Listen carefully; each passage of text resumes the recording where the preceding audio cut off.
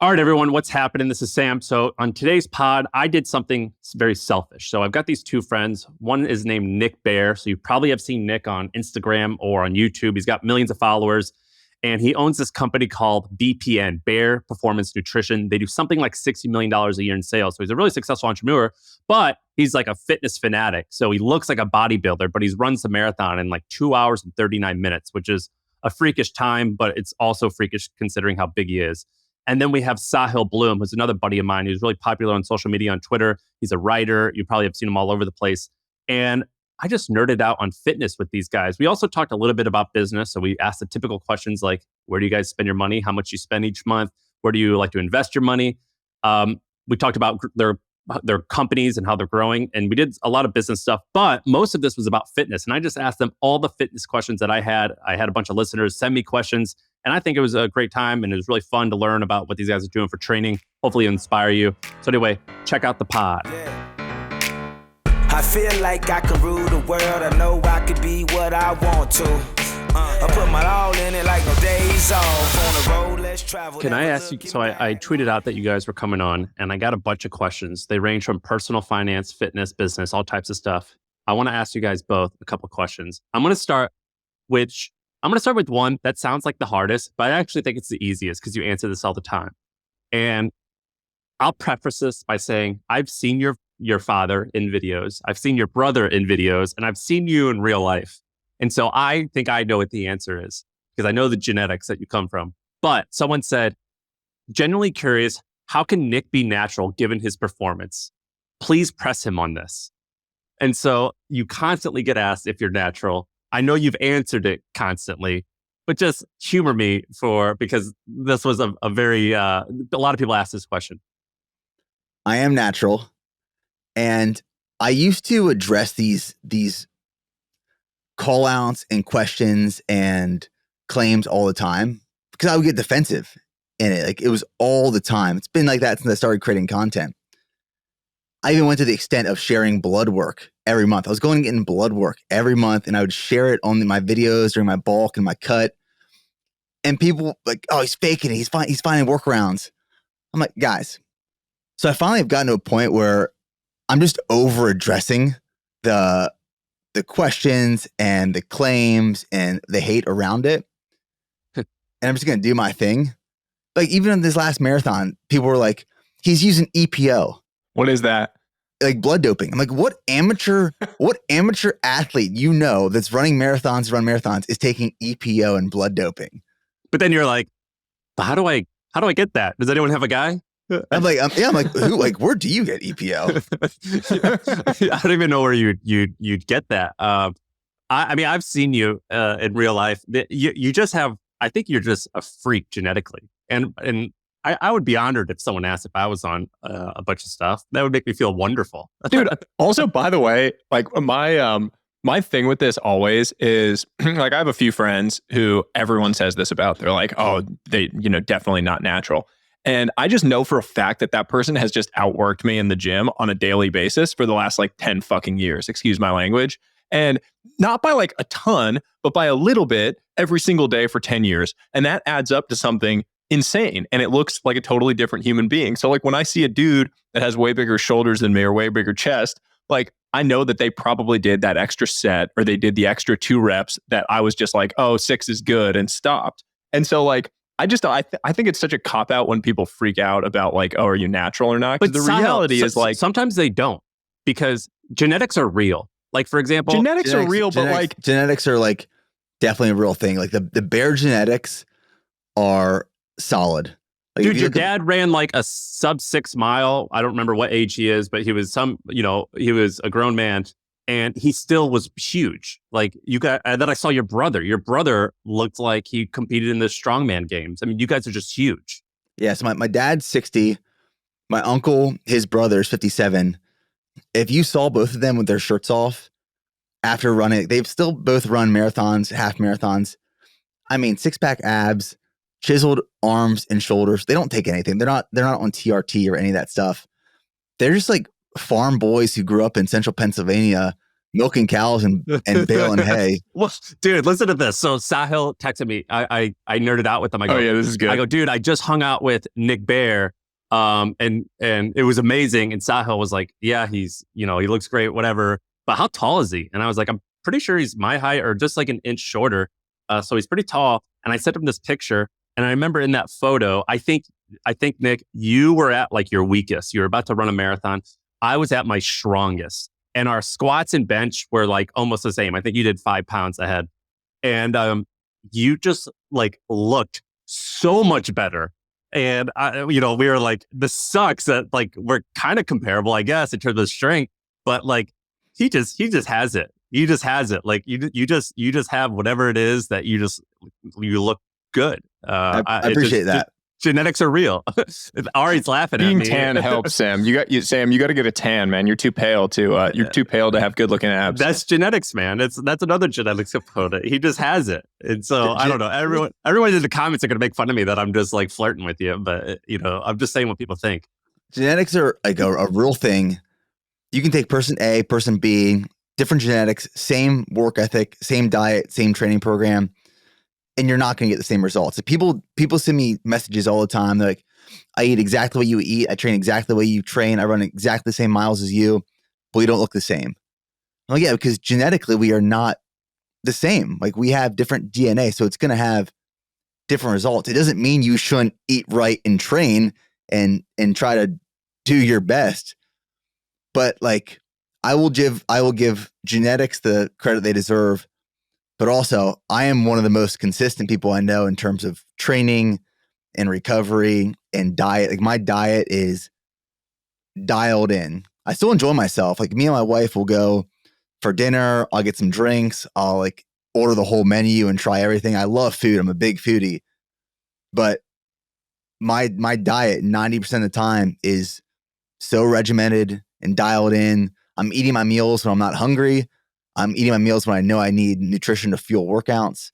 Like it is for me a lifestyle that I truly love and embrace. Are you like that, Sahil? Are you as dialed in, you think? Yeah.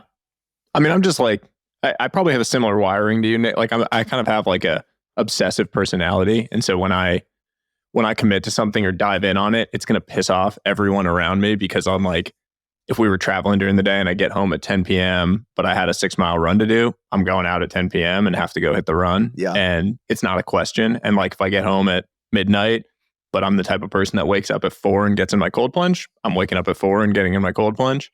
And I feel the same way as you in general on the genetics thing. Although I will say, like when people say, oh, I do the same workouts as you, I run the same miles, I did the same thing, I call bullshit. Because I just don't like, I've trained super hard my whole life, but there are people that I just know have trained harder than me. Because I know, like in the back of my mind, I know for sure that like I could have probably done 2 more reps on something, but I like was working out on my own in my home gym, and I just like took it easy. And that 2 reps compounded over 5 years makes a difference. To the point on like time being a lever. And so I'm honest enough with myself on some things where, like with running, I post all my stats, and so there's no hiding, right? Like if I'm going to post my Koros, screenshot or whatever on my Instagram from any run workout, I can't hide from whether or not I put in the right amount of effort on that workout. But lifting, I can totally hide from it. Like I'm not, you can't see all the stats exactly on what I did and how many reps I hit or whatever it was. And so it's also just like the accountability that comes with sharing things publicly on your progress that I feel like for you, like you've been basically doing that for 6, 7, 8 years. Like you've been showing your process in public and the accountability that comes from that people are out there waiting like, oh, what's Nick's next thing? What's he going after? Is he going to hit his goal? That adds a whole lot of fire. Like when you're running sim sure. and you're struggling mile 20 and you're like, this isn't for me. Like I have a million people out there that want to see me get this 2:39 done. So I'm going to go do it. I mean, that's why we included a small clip in the video after that race was over. But that's why when you hit your goal in a race or you hit your goal in anything, it feels so good when you hit it because you know the work that went in. And all I kept saying after I got across that finish line at CIM, I kept saying, man, I'm so fucking proud of that. I'm so proud of that one. because like, you know, all the work that goes into it, the early mornings, hitting your workouts, making sure you hit your paces, making sure you fueled properly the night before those big workouts. And when I was at like mile 20, I knew I was running sub 240. Like I just knew I was on pace. I was like, I can hold on for another 6 miles. And I could feel this lump just like forming in my throat. I was getting emotional. So I was thinking, man, all this work, like, this is why I did it. I'm holding 6:05 paces at mile 20 with 6 miles left, like home stretch.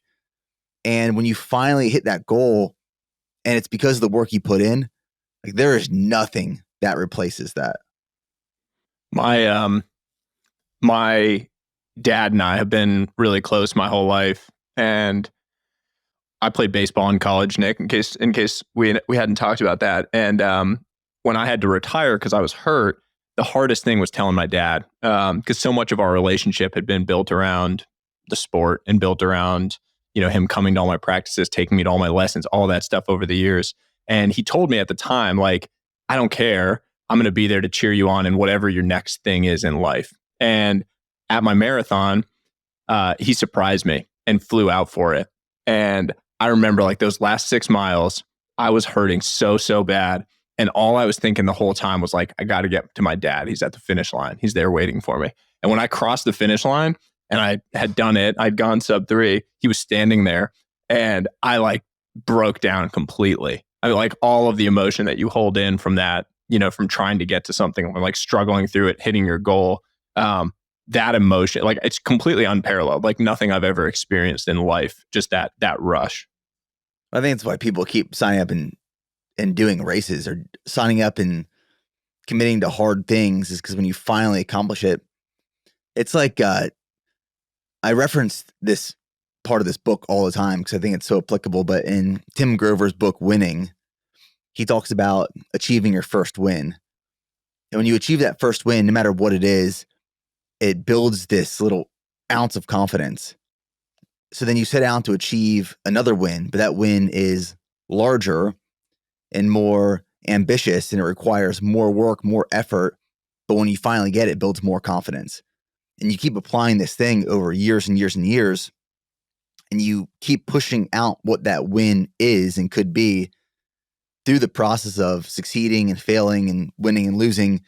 You build this massive amount of confidence where you finally get to a point thinking, oh, I can actually do whatever I want to do. That's a really powerful position to be in. That's why I always say there's no such thing as a loser who wakes up at 5 a.m. and works out, because it is so hard to do. And if you are losing in life and you're not happy with where you are, get up early and work out. Dude, I hate when you say that. You piss me off so much when you say that, because I get out of bed at 7 or 8, but I'll be doing stuff until 1 a.m. Whenever you see that, I feel so guilty. But that is, I'm not saying it on the other end that you can't win. I'm saying if you're not happy with your position in life, one of the biggest reasons is that you need to change your self-identity, right? Like you need to start identifying as a winner. Exactly what Nick said. Like you need to create evidence that proves to yourself that you're a winner. And waking up early and working out is the easiest way to do that. And like, it still sucks, but if you do that for a week, you immediately are like, oh, wow, I can do that. That's one hard thing that I do. I'm like, you start to change your brain chemistry around who you are as a person. Dude, I feel so shitty. I'll wake up, I'll look at Instagram and I'll be like, all right, I just got up at 8. And then I see Nick post and it's like, I think on Saturday or something, it's like, dude, he just ran 8 miles. He already just ran 72 miles at a 6:15 like pace. He like his Instagram post. I'm a shit. And fed his daughter a great meal. Yeah, like he does all this before I'm even awake. But in my head, I'm like, that bitch is going to bed at 9 though. I'm gonna fuck him up between 10 and 1 a.m. I am a morning person. I am not a night owl by any means. But now my daughter's born and she's getting older. If I don't wake up at 5 and work out, there's a chance that it might not get done. So like right now we're going through this sleep regression where she's waking up at the oddest times and screaming her head off in the night. So like last night, woke up middle of the night, gave her a bottle, put her down. She didn't want me to leave her room, so I ended up sleeping the rest of the night next to her crib. My alarm went off at 5. I was like, all right, here we go. Went downstairs, went through my routine, went out for my run. Ugh. There's nothing that makes me more sick to my stomach than morning air. Let me ask you guys. A quick question. This will be, it's meant for Nick, but Sahil, I want to hear your answer too. Nick covers all fitness and diet stuff extensively on his channel, but I want to know his monthly burn. So what he spends his money on and where he puts his money, invests his money outside of BPM. So investing wise, at this point in my life, I haven't gotten to a point where I have any personal interest in investing. So I just hire a financial advisor and he takes care of all of my investments for me. Maybe at some point I'll actually be curious and explore that curiosity, but like I work with a guy, we So make a index budget. funds probably. Yeah, I'm just like, take this money, put it where you think it's going to make me some money. Other than that, I mean, most of my money that I'm spending is either going towards my mortgage, investing back into the business, my personal brand, and mainly food, to be honest. Like me and my How much wife. you spend per month on food? Just groceries, maybe like, it's hard to say because we'll do like one big grocery haul a week. Then I go like every other day to the grocery store. And I'm going to like these exclusive like butcher shops here in Nashville. So like maybe I spend $2,000, $2,500 a month on groceries, but then we're going out to dinner. And like when we go out to dinner, we want every appetizer, every entree. We're going to sample stuff, get a few cocktails. Like that's our thing is we love Sure. experiences like that.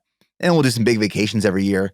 But like I'm not going out and buying a lot of materialistic things right now. It's more so on experiences. So you haven't gotten on the no alcohol train, Nick? Nope. To be honest, I really have no interest on the no alcohol train. Like I'm not a big drinker, but like if me and my wife are going to date night on Thursday, because Thursday's our date night, I'll get one drink, maybe two drinks, but I really never drink over two drinks ever. Wait, do you drink, Sahil? I'm the same way as Nick. Like I think like when it enhances the experience with the person you're with, I love it. And then I've cut all like drink by myself at home out of my life. Yeah, I don't do any drinking by myself. But like if I'm with a group of people and we're having like an old fashioned or opening a bottle of wine, I do think it enhances the experience and the conversation's always good and it lightens the mood a little bit and just allows you to just relax. What's your Sahil? What's your answer to that question? What do you do? You do your money the same thing I do. You just are in Vanguard Index, right?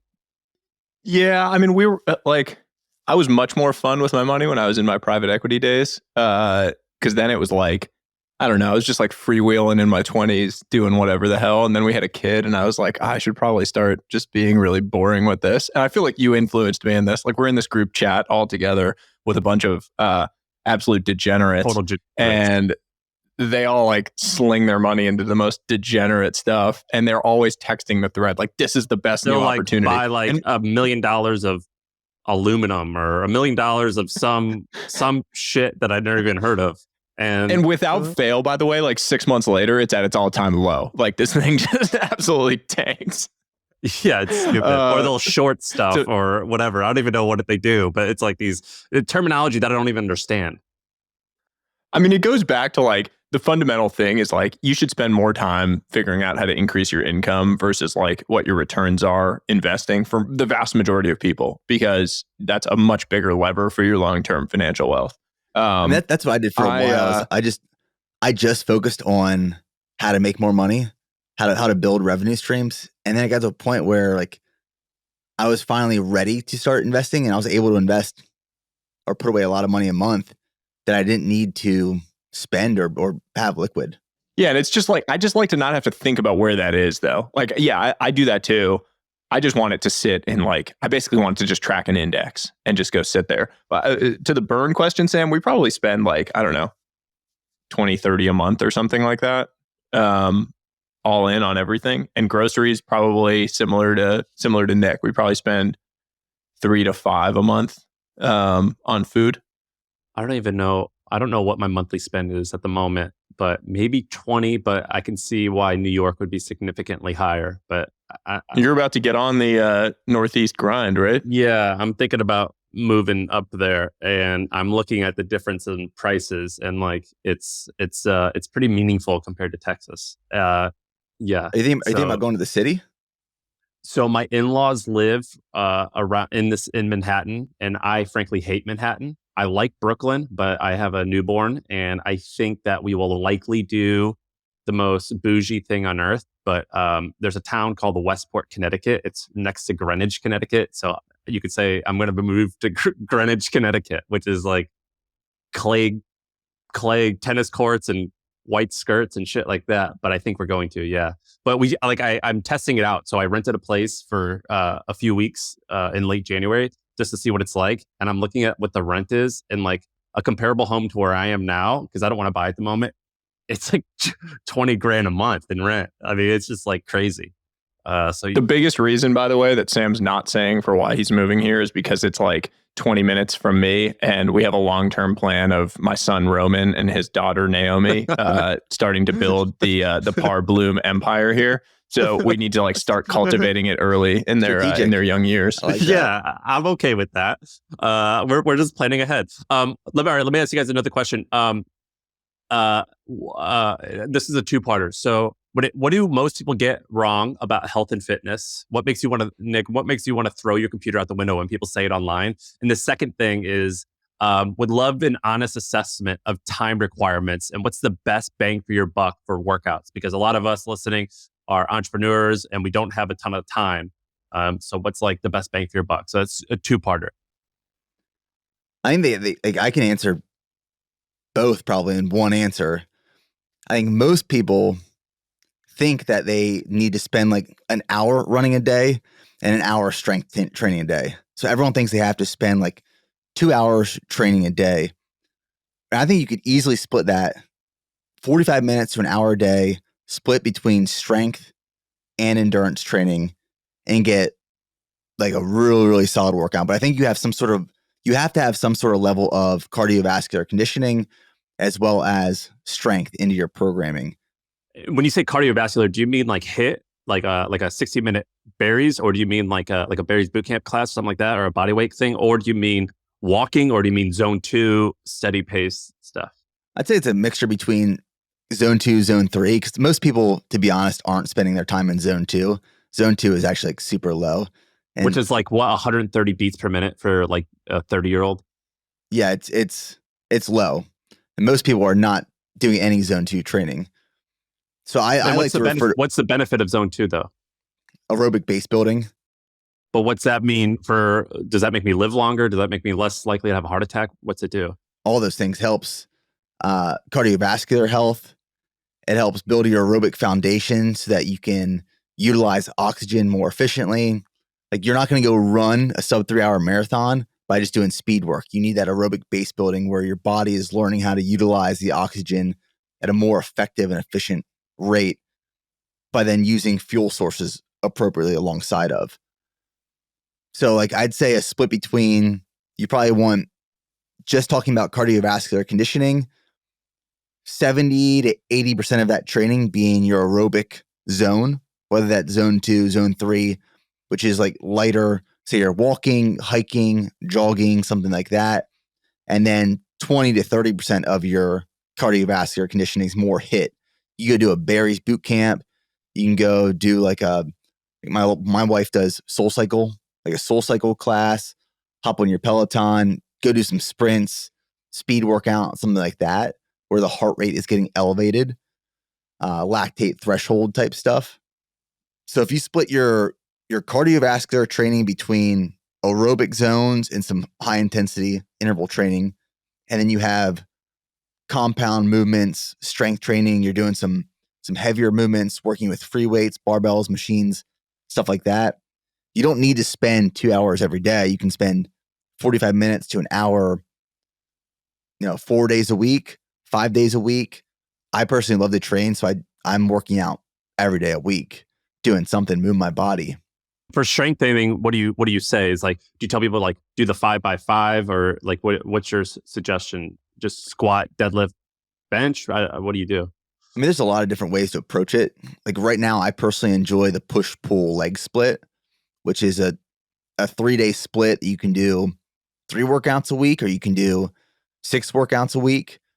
So like a push day would be all pushing movements. it'd be chest focused, shoulders, triceps, pushing being upper body. And then a pull day would be back, biceps, movements like rows, all upper body again. And then your lower day is lower body, legs, quads, hamstrings, glutes. I like starting every strength workout with some warm-up movements and then going into a heavy working compound movement exercise like a barbell squat. You do a deadlift, you can do a hex bar deadlift, bench press, or dumbbell chest press, and then having some accessory movements alongside of that to support the development of the muscles that you're utilizing for those big compound movements. So that's the way I like to approach cardiovascular and then strength training. I don't personally like to mix the two, like the CrossFit approach. I've never fallen in love with that. Like when I'm strength training, I like strength training. And when I'm doing my cardio, I like cardio. But I don't like doing them together. I like when they're separate and distinct and separated. Now, moving on to, I think what irks me about the fitness space. I actually made a post about this yesterday because everyone going into a new year is going to have new training and diet goals.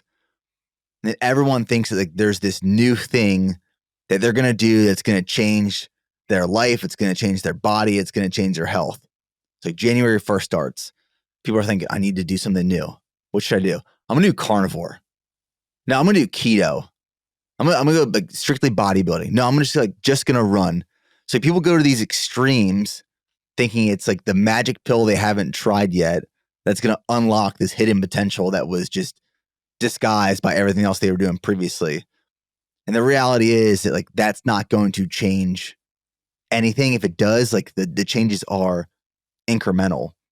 But what makes this compounding change in your life and your fitness is your health is just being consistent with eating better, drinking more water, moving your body. That's why everyone's talking about getting in more steps. When you're getting in more steps, you're just being more active.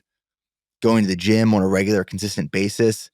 It's creating habits and routines in your life that help you facilitate these healthy habits on a consistent and regular routine.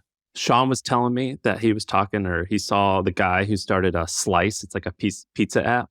He was like, between January 1st and January 11th, our sales slump.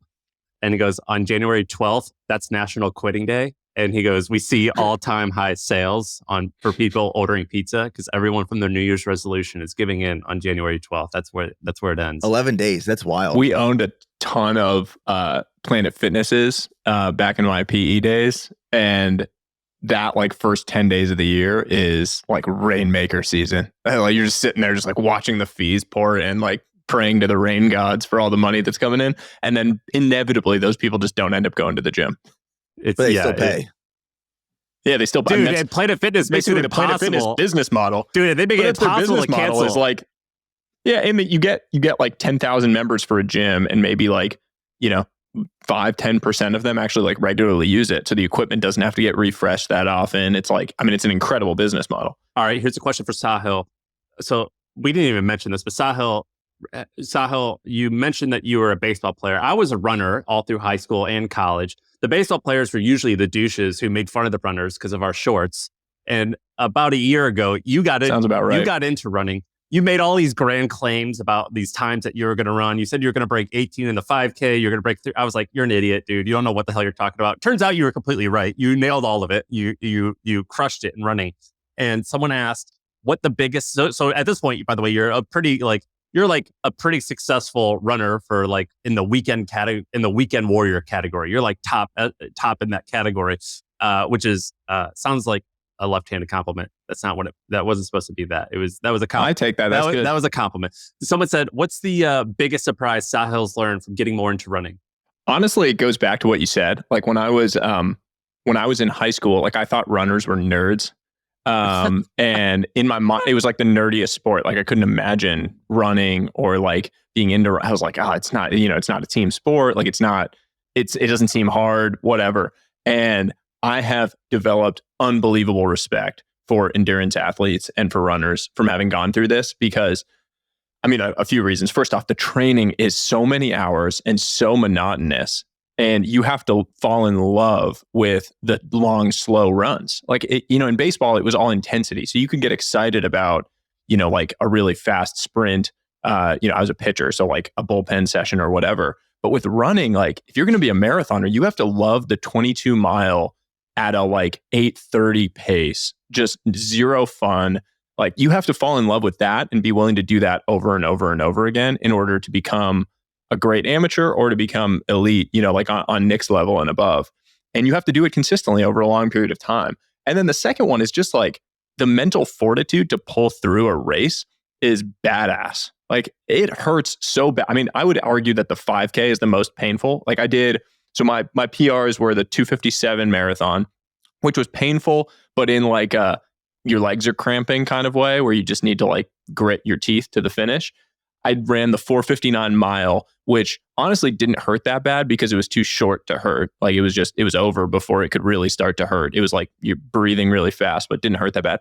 But the 5K, which I ran 17:52, was like excruciating pain. Absolutely. Like the last 5 laps of that were the most miserable experience maybe of my life. Just like past your lactate threshold, awful. And the mental fortitude that runners have and that endurance athletes have to grind through that, I no longer think runners are nerds. I think it is legit badassery. And especially when it's like a runner that has body weight on them, I think it's unbelievable. Well, the runner, like the runner has evolved over the years too. Like now, running's become so popular in the past couple of years. It's. Do you think it's because of people like you? I mean, I think that you've created like a huge trend of these like it's now macho to be a runner.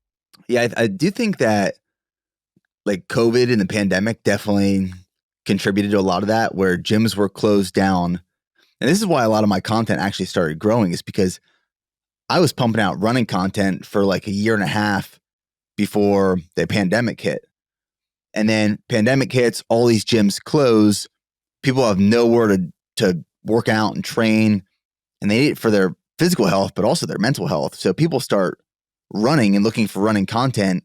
And my content blew up during that time because everyone was looking for how to run, especially, people who are focused on strength now transitioning and evolving towards running.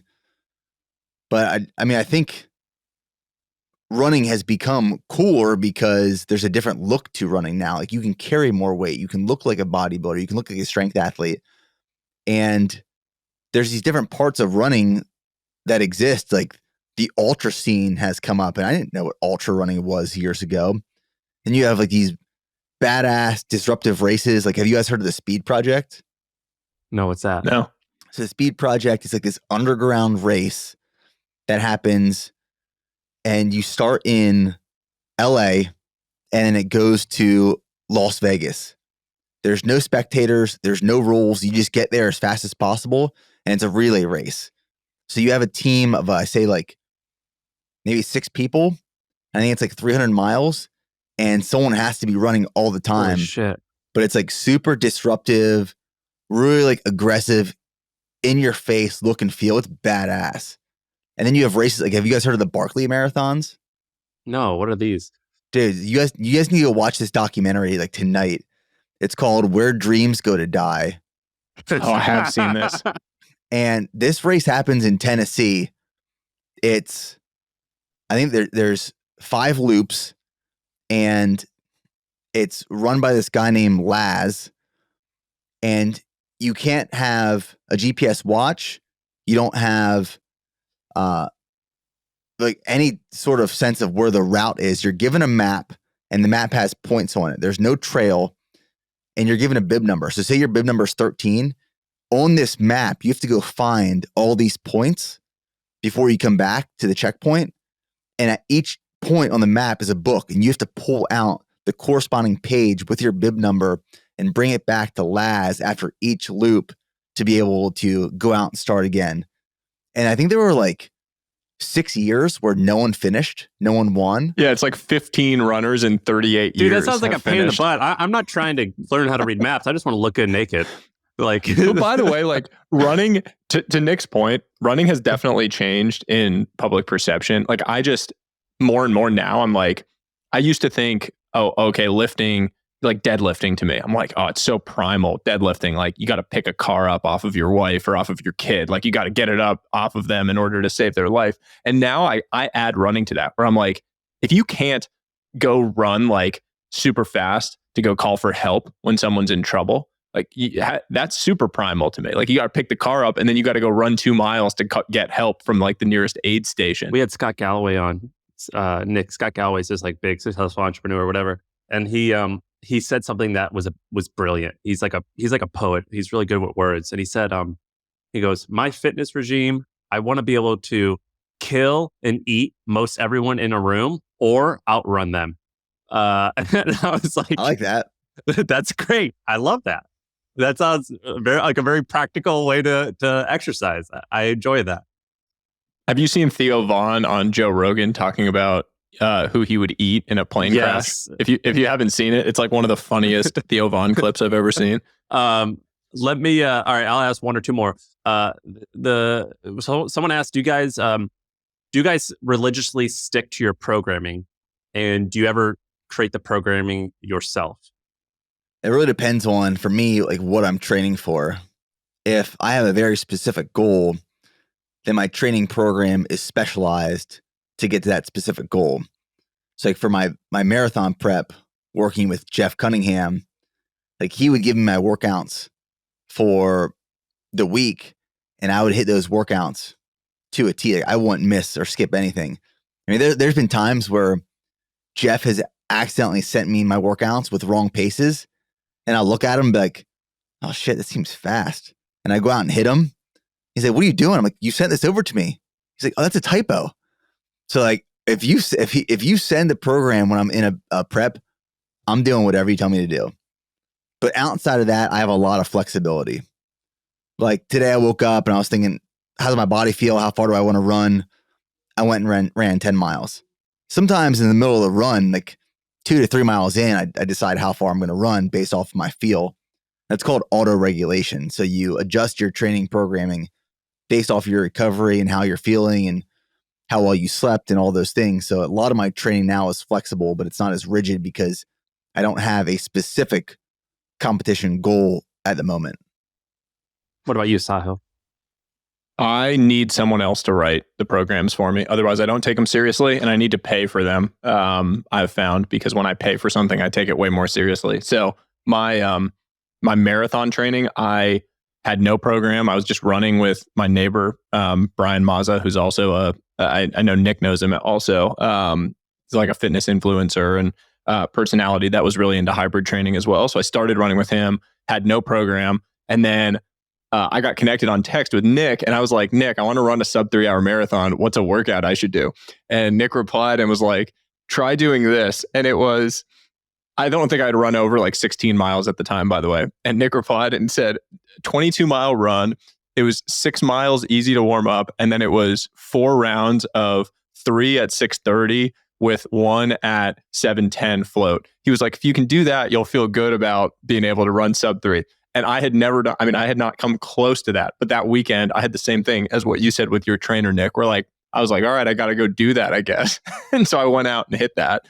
And then I started following Nick's marathon program as a result. That got me through it. Wow. I do the same thing, by the way. I've got a guy that does my programming here in Austin. His name's Jesse at Central Athlete. And it's expensive. I think I pay $400 a month. And I do everything that I'm told because I'm paying money for it. And if I won't take it seriously, if I'm doing it, or I wouldn't go, my intensity would be lower. I'd be like, dude, I can't do this. It's like, well, Jesse told me I have to do it. Therefore, I will do it. All right, last question. You get nutrition coaching too, I get Sam? nutrition coaching. Yeah, I use My Body Tutor. It's basically a service. When I was like really into it, I would call them for 5 minutes every single day. And they would be like, all right, what's the plan today? Where like you have like a quarterly plan. You're like, I want to lose weight, gain weight. I don't want to eat this. I do want to eat this, whatever. And it's like, all right, what's your plan today in order to hit your goals? And you'd have to like show them, and then they review your MyFitnessPal every night. And it's like, all right, you're doing everything according to plan. So it kind of guilts me into doing it, but it also teaches me like I didn't know that you had to get a gram of protein per body pound or per pound of body weight. Like I didn't know any of that shit. And so they like educated me. I think tracking nutrition can be super beneficial for people just getting into health, fitness. It just teaches them about serving sizes and macronutrients and total calories. Well, I started weighing my food after I saw, Nick, you did it on some of your videos. You were like, and I thought weighing your food was like cumbersome, but like I just saw you like just have a bowl on top of the scale. And when you were pouring the chicken in there, like I just need about half a pound, and you just poured it in there. I'm like, oh, cool. That was really simple and easy. You just poured it right into the bowl and put it in the microwave. And it was like a very easy thing to track. So I started doing it after I saw your videos, actually. Yeah, I don't track my nutrition right now, but I still weigh my food just for like serving size allocation.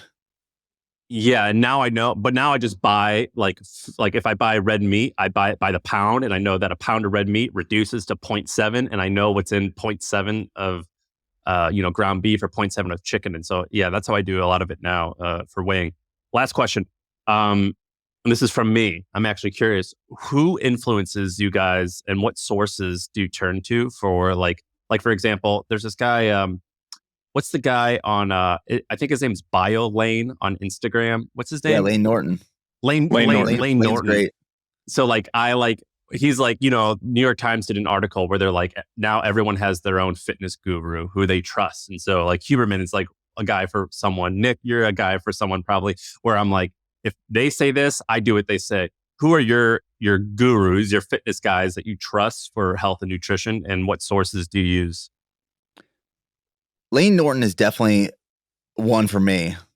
What I like about Lane is like if anyone's ever saying something and it seems so ridiculous and bold and new and fresh, I will literally go over to Lane's platform and wait for him to do a response, because he typically does. I love his carnivore stuff, and like the guy who says like vegetables are bad for you. Like it's great. Yeah, Lane has like a really holistic, science-based approach to health and nutrition. He also has a really good app called Carbon that is great for people who want to track their nutrition and reach their fitness goal. Like fitness-wise, I follow Lane. I listen to some Huberman stuff.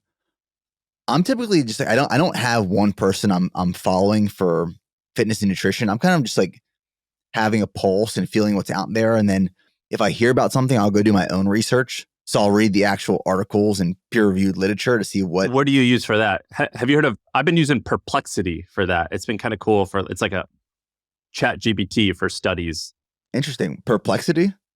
Yeah, I have it bookmarked here, Perplexity. And it's, they do a bad job of explaining what it is, but they basically review tons of different studies. So you don't have to read all of them. And so you can ask it a question of like, is aspartame proven to give cancer? And it'll say like, well, of all these studies, here's the summary. I'll check that out. Lane has one called Reps. I also use examine.com. Same. Love them. Examine.com is really good. And then I'll just go to PubMed and just like read the articles there. From like fitness, that's where I'm like pulling a lot of my info. Outside of fitness, just like audiobooks. Like whenever I'm running, I'm typically listening to an audiobook. And that's crazy to me. That's insane to me that you do that. You can't do that? Dude, no. Like A, I don't pay attention, and B, like it like usually what I like to do is I like when I go for a run, I know how many I like beat per minute songs, songs that are a certain beat per minute, and so my stride will go to that beat per minute, you know what I mean, which is typically like around 80 beat or 85 beats per minute. I used to do that when I first started running. I would do that, but yeah, I'll listen to an audiobook and like 10 miles. I forget I'm running for 10 miles.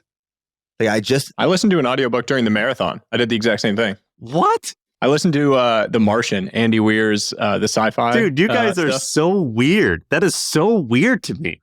Dude, you know what book I just finished up that like I can't recommend enough? It's called Trust by Henry Cloud. If you guys haven't read that yet or heard of it, maybe it's just hitting me at like the right time in my life, but it is a powerful, good book. What is it? It's all about like how to evaluate relationships and trust, how to regain or rebuild trust when you've been betrayed, what to look for in trusting someone. A lot of the times we think that trust is someone who just like won't lie, steal, or cheat. So like we'll hire people, we'll bring people onto our team who meet those requirements. Oh, they don't lie, steal, or cheat. I can trust them. Well, can we trust them in the capacity of the role that we're expecting them to perform? Dude, this is serial killer shit that you could listen to a self-help book while you're running a marathon. I think that's so weird. Like I would read this book. You went no headphones for the marathon, right, Nick? Yeah. I did no headphones.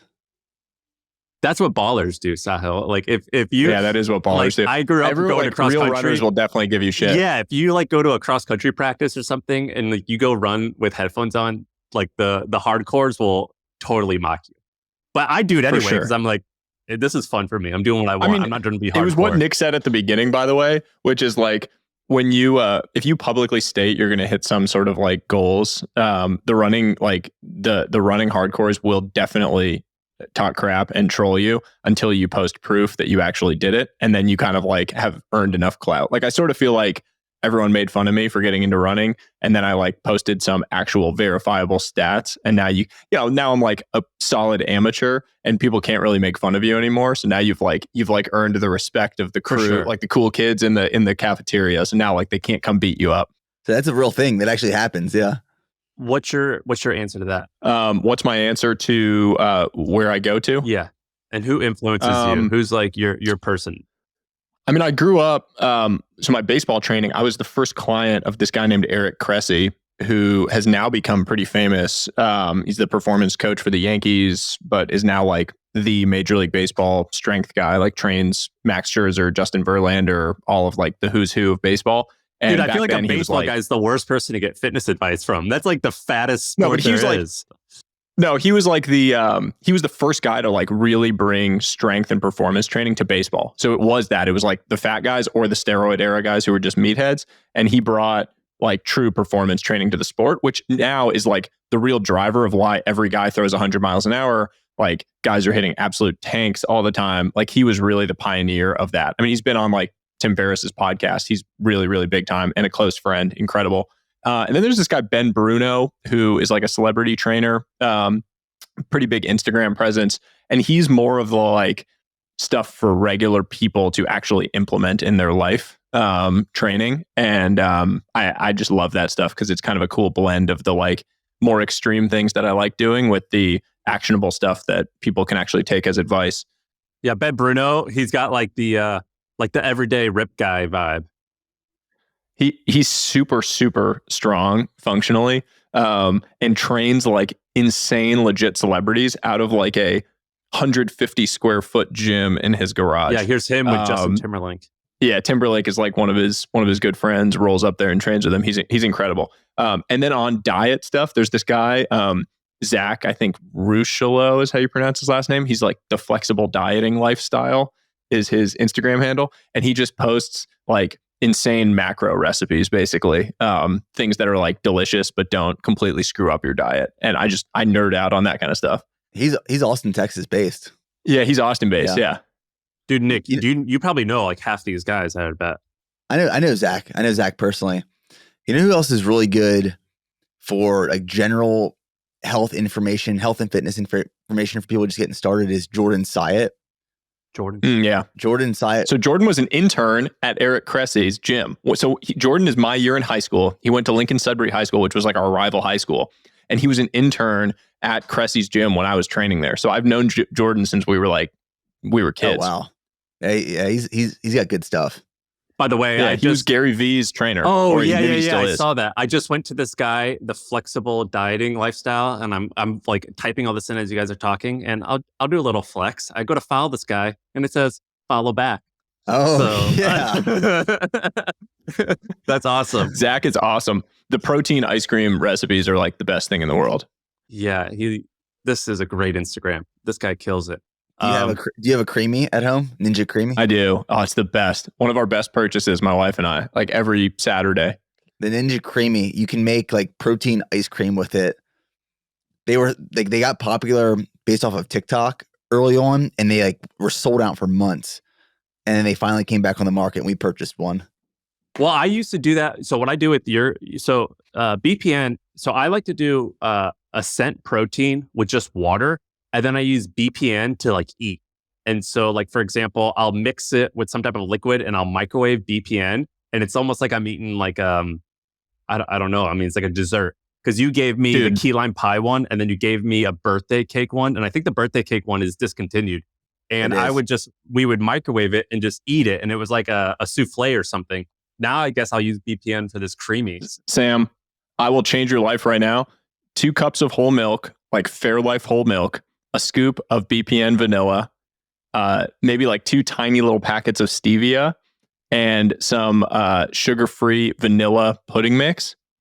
Freeze it overnight, put it into the Ninja Creamy, and it is literally identical to like a vanilla McDonald's McFlurry. Really? It comes out insane. And then you can put a couple like Oreo thins in there and get like a legit McDonald's McFlurry that has like 40 grams of protein and is great for you. Dude, this is awesome. I'm like literally writing all this down, and I just add the creamy to my cart. It will change your life. I'm not joking. It is pretty wild.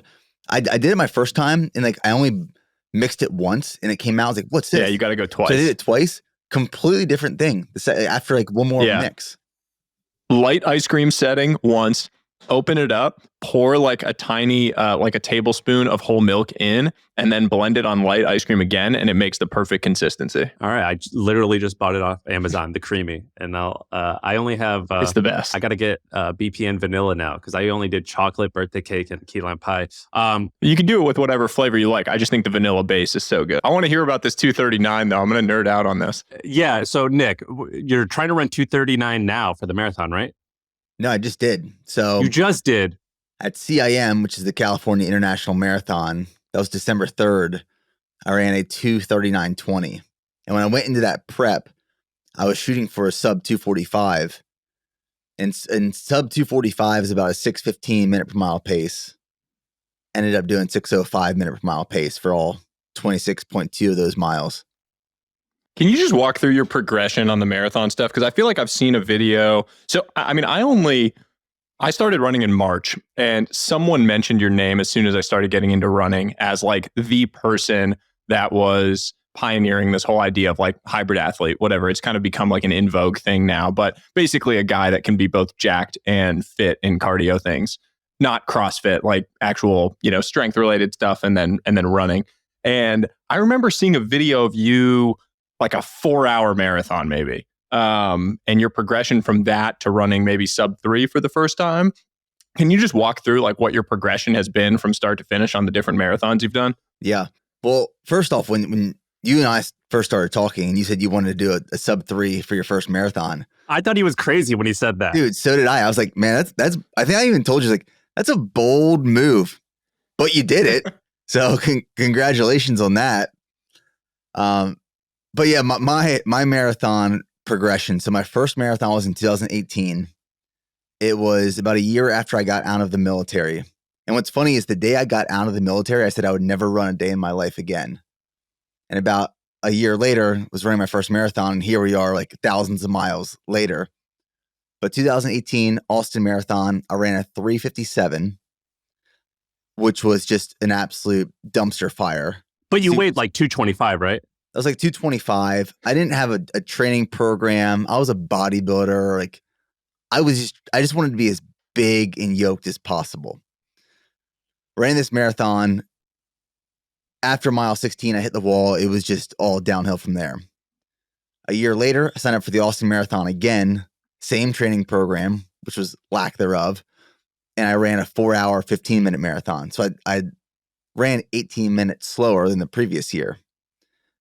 And then after that, I signed up for my first Ironman, trained for an Ironman, did Ironman Florida, actually started to learn what it takes to build endurance and get better at endurance events and races. You broke 12 hours in that one? Yeah, I did my Ironman Florida in 11:28, but I ran the marathon in 4 hours and 4 minutes. So the reason that was so kind of significant was I looked back at my previous 2 marathons. I was like, man, after I just swam and biked and then ran, I was able to run a pretty decent marathon. So I told myself I want to run sub-3, and that was the goal. And I posted this online. I said, I'm doing a sub 3 hour marathon. And the internet trolls and activity just blew up. I mean, there are forums on Let's Run. There are forums on Reddit. Everyone was like, this guy will not run a sub 3 hour marathon. So then I signed up for the Austin Marathon again. I followed a training program. It was a better prep. But even in my head, I was like, I'm not in sub 3 shape. But at the starting line, I told myself, you can mentally outwill anything. I was like, if I just I can mentally overcome the physical weakness that I have to run the sub 3 hour marathon. And what's sub 3? Is sub 3 650 per mile? I think 651 is like 259.59, like if you sneak in under 1 second. And the only reason I know that is because of exactly what Nick said about mine, that everyone was like, dude, there's no way. So I knew in my mind, like, I just have to keep this under 651, my watch base, and I'm going to be fine. See, I like banking time. So I always I like saving time. So at the end, if I need it, I have it. Which is the opposite of what like real runners tell you to do. I did the same thing, by the way. Like I went out way too fast and then was just like hanging on for dear life, doing the math in my head of like, okay, if I run like a 10-minute mile here, I'm still going to make it. I'm still going to. Because there's they call it the wall. The wall is basically, I think it's like when you burn 1,800 or 2,200 calories or something like that, and you start going into, what's it called? Where you like start using muscle as energy, I believe, or instead of carb. Yeah. And that's when that wall is where you're like, I can't go any further. Usually that's in like mile 20, right? Yeah, it ranges based off the individual of like your conditioning, your experience, glycogen stores, how fast you burn through your body's energy. So I went out that Austin Marathon with a goal of running sub 3. I went out way too fast. And within the first 6 miles, I knew I wasn't going to do sub 3. Like in the first 6 miles, I was done for. And the Austin Marathon is not flat. It's hills. It's like a horrible PR course. No one PRs that I know of at the Austin Marathon. So then the remainder of that race, I was just holding on. Ended up running 3:24, so 24 minutes over sub 3. Everyone on the internet that doubted me loved it. And I went into another training block immediately after that race was done. I actually did a real prep this time. Had a really solid coach, Jeff Cunningham. And I ended up running a marathon a year later in 2 hours, 56 minutes, 27 seconds. So that was the first time I went sub 3. Then a year later, I did the Buffalo, New York Marathon in 2:48. And then just recently, December 3rd, 2023, I ran a 2:39.20, which is a 6:05 per mile pace. What weight were you? I was 195 pounds. Oh my God. That's ridiculous at 195. And it's ridiculous at any body weight, but it's insane at 195. Were you still squatting and benching were you still strong? I took a lot of time off strength training during that prep. So for like 13 weeks leading up to that race, I was still lifting here and there, but I wasn't lifting legs heavy. I wasn't lifting even upper body really heavy. I was just getting some movement in just to maintain and feel good. But the priority was running. Because what a lot of runners don't realize is like, so 2:39, that's impressive. That's very impressive. But it's more impressive that you're doing it at your body weight. That is like out of this world. I got dinner one time recently with this guy named Josh Kerr. Do you guys know who Josh Kerr is? Unless you're a running nerd, you don't know who he is. But he won the world championships recently in the 1,500 meter. He's like a 3:45 miler. So one of the fastest milers ever, whatever. But he's pretty big for a miler. For a normal human being, you'd think he's skinny. But for a miler, he's big. And I started talking to him and I was like, you're pretty big. How'd you do this? He goes, man, he's from Scotland, I think. He goes, when I came to America when I was 17 to go to college. And I was training for the mile but I wasn't used to having fast food and like having restaurants open 24 hours a day. And so I got fat like my first semester there and I weighed 200 pounds and I broke the mile when I was 17 or 18 that year when I weighed 200 pounds. He goes, I think I own the world record for the fattest sub 4 mile.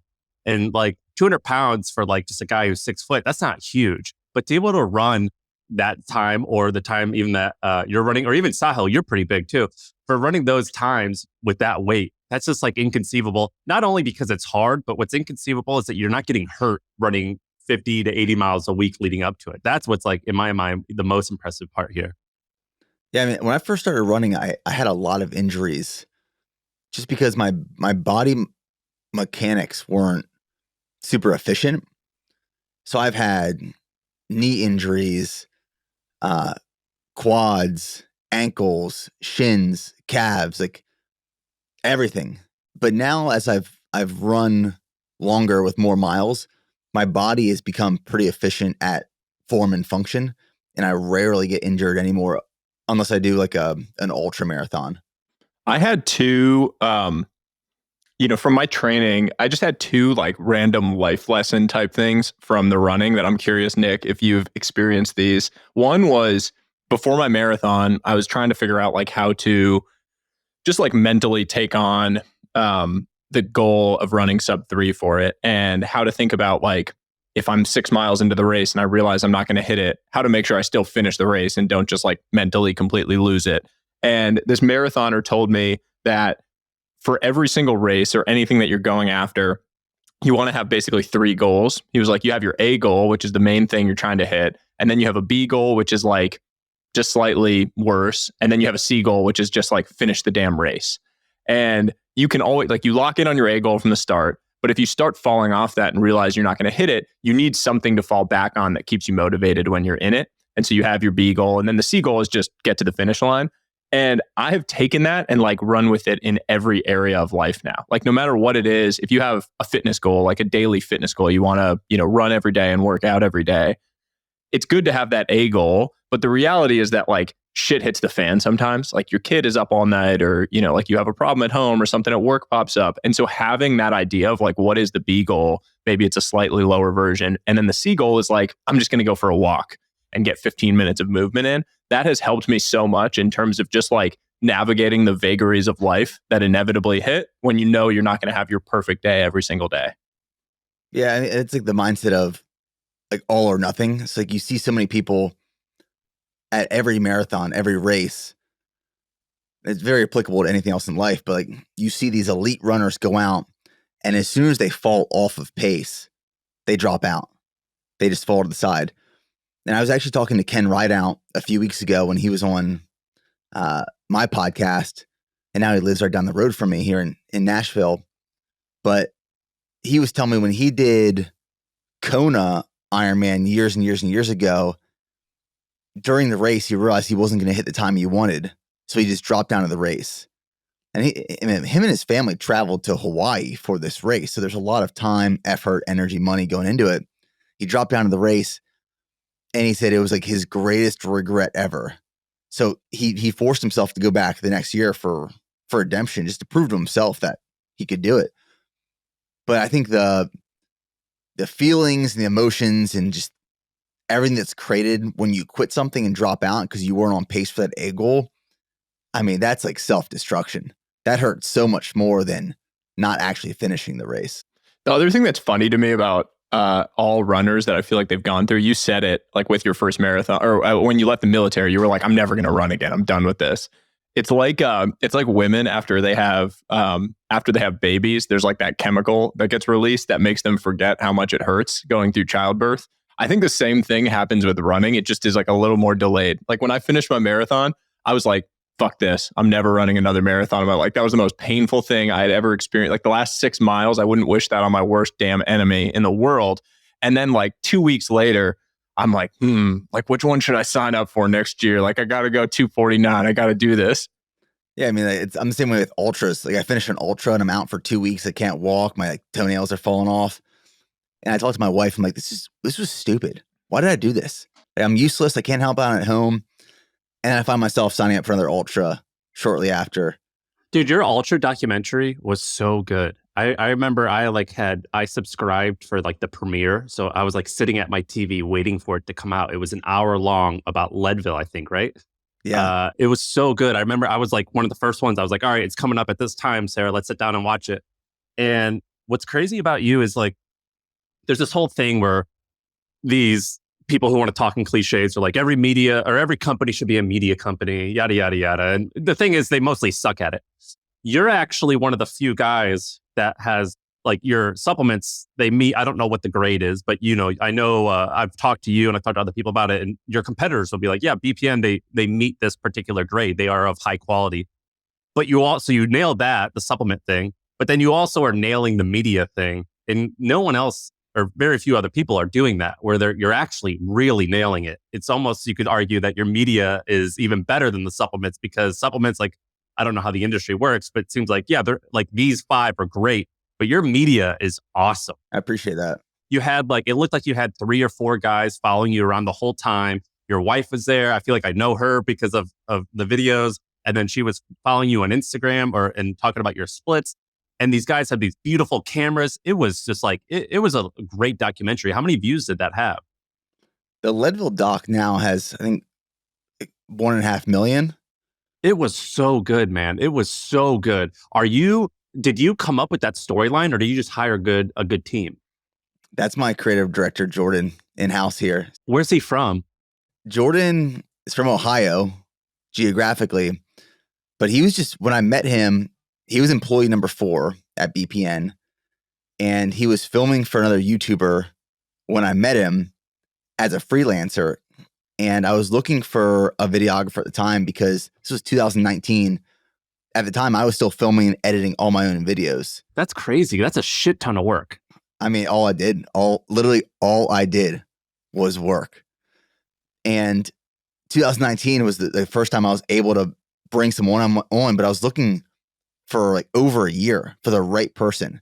I would fly people down. They would stay with me. I'd meet them. We'd film something. It just didn't feel right, so I didn't pursue it. Met Jordan. It felt right. He moved down. Creative director.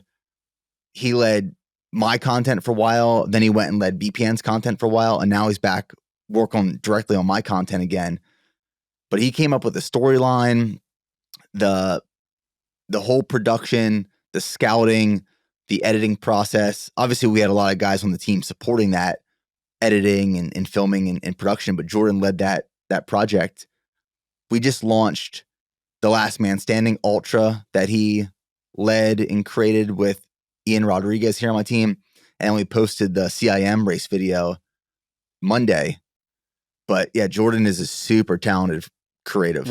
How much are you spending per year on a team for content? And are you tracking the ROI, or is this just like a thing where you're like, I'm pretty sure it's working? I'm pretty sure it's working. I mean, our media team is, with just videographers, photographers, we have 10, but then we have our social team, and a lot of my business decisions as an entrepreneur. One thing I've learned, and I think we were talking about this when you were on my podcast a few months ago, is that I make a lot of my decisions, and I've made a lot of my decisions in business based off of intuition and gut feeling. I never looked at the P&L. I never looked at the balance sheet. If I had this feeling that it was working and I could feel momentum and I had a pulse on it, I was just like, keep spending, keep hiring. Then finally, at one point, I hired operators, a CFO, a CEO, and they're like, hey, we got to put some guardrails around this. But like, all of my decisions in business have been intuition, gut. If it feels right, I'm going to do it. I have a feeling there's going to be an ROI. I might not be able to measure it, but I can subjectively tell if it's going to work or it is working. Is it separate at all? Like the Nick Bare fitness platform and your personal social media, is that separate from BPN as like a functional entity, or are the people, like the videographers, the 10 people, is that all under BPN? Yeah, the whole process has changed significantly over the last couple of years. So originally it was all one team. And then at one point we separated out where I now have the Nick Bare fitness business and then the Bare performance nutrition business. So there were like 2 separate teams. And the Nick Bare fitness business is your app, right? Your app and your channel?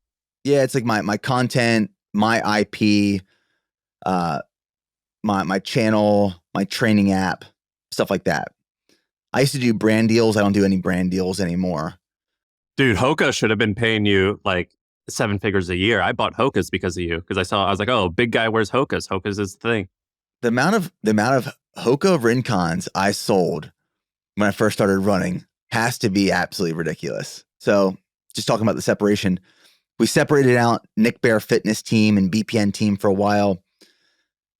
Really, it made no sense of what we were doing and why we were doing it. I just thought it was the professional move to take in that next step and stage of business.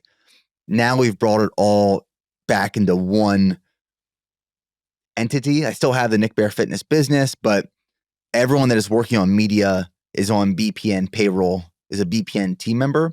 And all the content we're creating is in the hope of building the supplement business.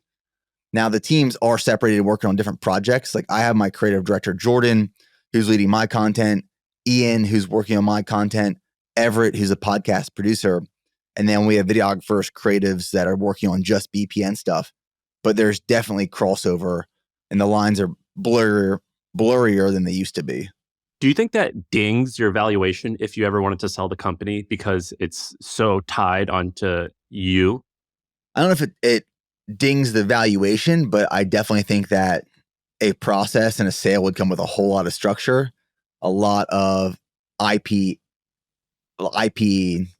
negotiations and possibly issues. I feel like it's less than you think, actually. I was always impressed. So I had actually taken BPN supplements before knowing you and had no idea who you were or that you were involved.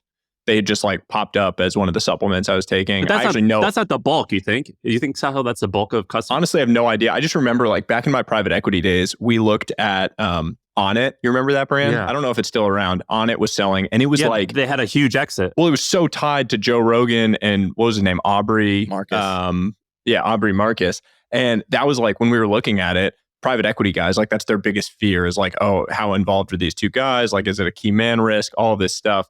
And then ultimately they ended up getting to an amazing exit with somebody and, you know, they put guardrails around it. They get like key man insurance or whatever it is. But I'd be interested to find out, actually like run a survey of your customers, like what proportion actually end up coming through you and your media versus now just like the flywheel is spinning, SEO is there.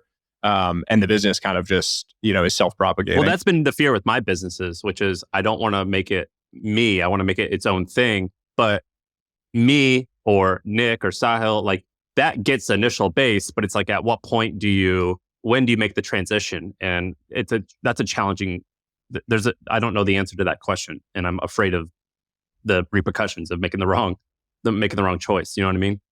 Yeah, that's been a topic of discussion for the last couple of years with us and trying to figure out how to navigate that. And for a while, I kept leaning into, okay, well, let's separate in the hopes of building BPN away from myself so that it's separate and distinct and can stand on its own. But what I found by doing that is the separation created this loss of vision and brand. So I've kind of just like flipped my whole thought process on that and said, screw whatever happens in the future. And I'm going to lean fully back in. And I don't care really how it affects valuation or the end process anymore. I'm just going to build a brand that I'm really proud of and the way I want to build it. And whatever happens, happens. And if someone comes knocking on my door in the next couple of years and says like, hey, we love what you're doing, let's talk. But if you don't like it, you know, I just want to make sure I'm enjoying the process and not building a business based off of KPIs and milestones. And I bet I have no idea. I've never seen you comment on this, but I would have to assume the app that you have, how much do you charge? $50 a month or something? It's $19.99 a month. So I would have to imagine that's doing well too, right? I mean, I make much more money outside of BPN than I make personally with BPN. Yeah, I mean, I think it's killing it. Sahil, have you ever thought about doing it? Yeah, I mean, that type of business model is incredible, right? It's just like the ultimate scalability. And, you know, as your personal brand, like it just for you, as you think about reinvesting cash flows into your brand building, it just makes it so much more dynamic because you can run all of your media stuff at break even if you want to. Like you can just reinvest all the cash that you're generating from YouTube ads, from the app, from any of those things into creating better and better content and create this massive flywheel and just count on BPN as the like long-term upside bet. Yeah, but if I had to bet, I bet you, Nick, if I had to bet, Nick has probably been, even though his net worth has skyrocketed, if I had to bet, you've lived relatively poor compared to the net worth that you've created, cash flow poor. And now you probably taste this and you're like, okay, finally I can afford to live like I want to live, as opposed to just living on $80,000 a year. Yeah, I mean, for the first, I didn't take any money out of the business for the first 5 years. What do you get? Like just like a army, or you get like a military stipend or something? Yeah, so it worked well because I started the business 2012. 2017 is the year I transitioned out of the army. So I actually had to start paying myself then, me and my brother, who moved down from Pennsylvania to help us build the business. We signed our first warehouse lease that year. It was the first year we hit 7 figures in revenue. And it was also like the most challenging year of my entire life because I didn't know anything about financing inventory. I didn't know anything about leveraging debt. I didn't know anything about taking out business loans or utilizing lines of credit. Cash flow is an absolute nightmare. The only money I thought I had to spend was the money that was in the bank account. We had no terms with manufacturers. Like 2017 was arguably the worst and hardest year of my life, but also the best year of my life, that if I could go relive any year right now, it'd be that year. That's insane. That's one thing, by the way, like just the time frame on all of this. I feel like people don't appreciate time as a lever for growth on anything as much as they should. And actually, like people in fitness and athletes understand it better because they understand that like growing slowly is the game and just getting better slowly. Like when I look at your YouTube channel and go to most popular videos, a bunch of these videos, like you've been at this for years and years. There's like 6-year-old video, 4-year-old video, 3-year-old video, like 8-year-old video, the 10,000 calorie cheat day challenge. Like some of this stuff, you've just been at it. And I know you just said it. You were editing these, like you were actually on the ground spending the like 100-hour weeks doing this stuff for a long, long time. It wasn't like you all of a sudden popped up and had this unbelievable, production quality that you have today. So I also just think like appreciating time as a lever for growth on these fronts is incredible. That is one thing that's been a powerful skill for myself over this last decade plus is just the consistency at which I've just kept doing the thing. But even the one thing Sam and I talked about when he was on my podcast, I think you were going to do like a speech, and you were back in like the green room before going out to do the speech, and you're talking to all these high worth individuals who are super powerful, and they're all sitting there super insecure and scared and nervous, and like, yeah, you're like, holy shit, these people aren't any more secure, confident, or better than me. And I think once you realize that I have all the skills that I need to take whatever I want to take to the top, I just have to apply it. Because I used to think, and I went through this phase where I was like, okay, I'll get this business, I'll get this thing to this level, but at some point I'm not going to be smart enough. So I'm going to have to outsource people to come in and take it from where I build it to where it needs or can go. And sometimes you do that, but you don't have to. And I've realized that there's no one smarter than me that's going to take this business to the level it needs to go. I just have to be super consistent at this approach for a long period of time, and it's going to pay off in dividends. But you did hire a CEO. I think, what are you, a year into that? A little over a year. Yep. How's that?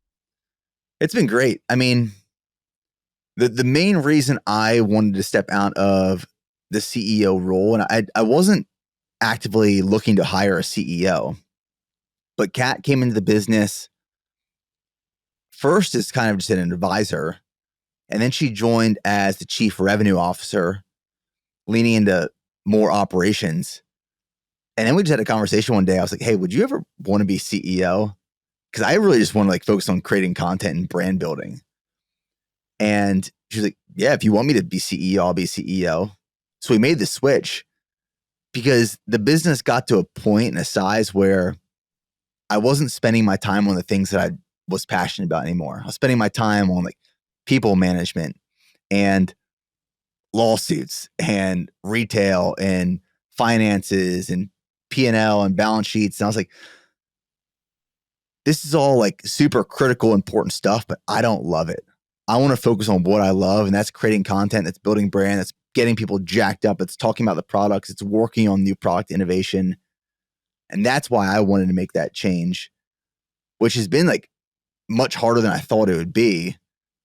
And I'm only now a year in of that transition, really finding my lane. But this last year for me has been an interesting one. Dude, and it's hard. So I have a CEO too. We'll be at 1 year in a couple months. And it's hard because you want to be a good, I don't know what it's called, a good partner with your CEO, where you want them to make mistakes and you want them to, put their flavor and stuff, because you got to let a CEO do that. But then at the same time, you're like, but I already did all this and I can tell you what the outcome of this is going to be. Or,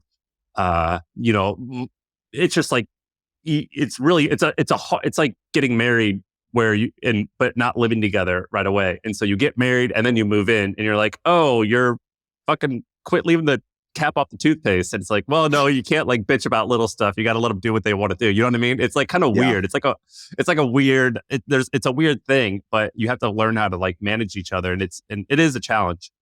But when it works, it's hard. It's the best.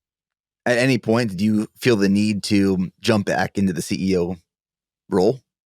Well, when I get pissed off, I'll be like, I got to do this. And then I'll get like end of week or end of month updates. And I'm like, oh my God, Jordan is so much better at me than all of these things. And also like, I would have done this different, this different, this different. And those three things I probably would have been wrong about. So like the name of the game isn't being right 100% of the time. The name of the game is being right for the right things most of the time. And I just had to like kind of like have empathy and put myself in his shoes. And that helped a lot. But no, like on a bad day, when I get pissed off, I'm like, I should do this. And then 99% of the time, I'm like, you are more talented than I am at so many things. I cannot do this. Yeah, I think sometimes too, when you're far removed from the position for an extended period of time, you forget all of the bad things you used to deal with. Yeah. And like you only remember the good.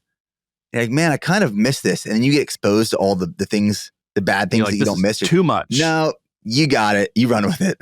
It also kind of, just before you jump forward from that, Sam, it also differs greatly between like a true business operations endeavor and a creative endeavor.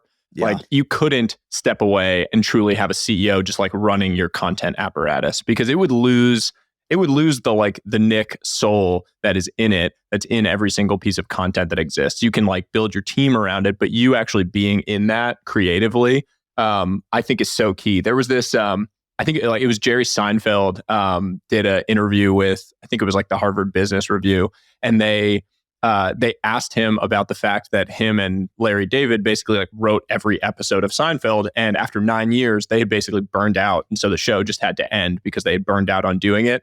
And the Harvard Business Review was like, could you have hired McKinsey to come in and like help you find a better model and design something? And Jerry Seinfeld said, who's McKinsey? And they said, it's a consulting firm. And Seinfeld responded, are they funny?